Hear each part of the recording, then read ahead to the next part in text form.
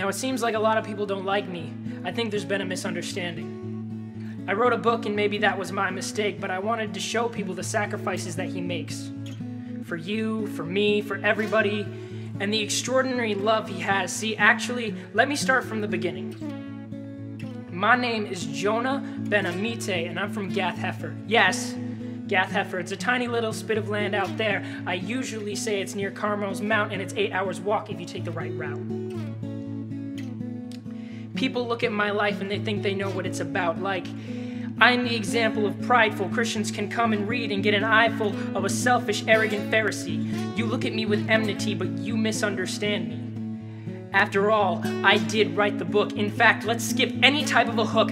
I wrote so you could see God and his generosity, but you took it and said, don't be like me.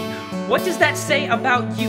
You'd rather compare yourself to me than look at the true picture that I've painted for you to see. This is not a book about me. This is prophecy. I am not an illustration. I am a prophet.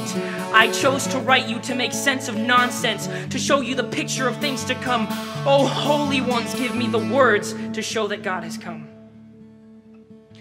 I spent 3 nights in a fish as Christ in the grave. I was spit out, not for me to be released, but so that sinners be saved. You think you're me, but you are Nineveh. Because Christ, when he died and raised, it was so that the worst of sinners could be saved, you and me. But in the end, there comes another truth. Sometimes, prophet and preacher, sinner and sadist all need the same salvation. All are in need of forgiveness. All are depraved, and none are truly prepared for their business. But praise be to God that he saves us, that he refines us and reminds us that without him there is no forgiveness. Now that I have shown you the future, let me unpack the present. Now that you have an opportunity, sinner, pastor, will you stay in your ways or will you repent? Because I highly suggest the latter.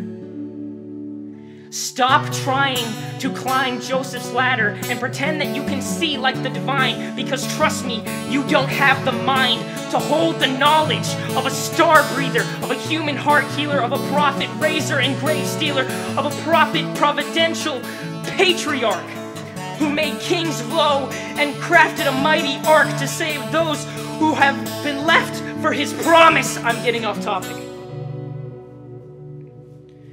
Stop trying to conform God's will into your own common sense. As if heaven is somehow open for rent and you own a cottage up there that you stay in for the summers. You're not that great. Your mind needs a plumber, so allow me to unclog. His ways are not our ways. All you can do is worship and praise a God who already has it all figured out. Throw out anything that comes from your own mind that is earthly and read his word simply as truth because he said it, the heavenly.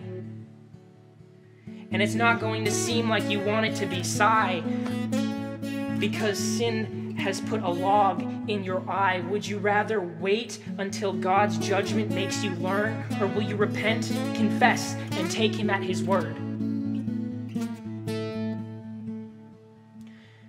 I highly suggest the latter.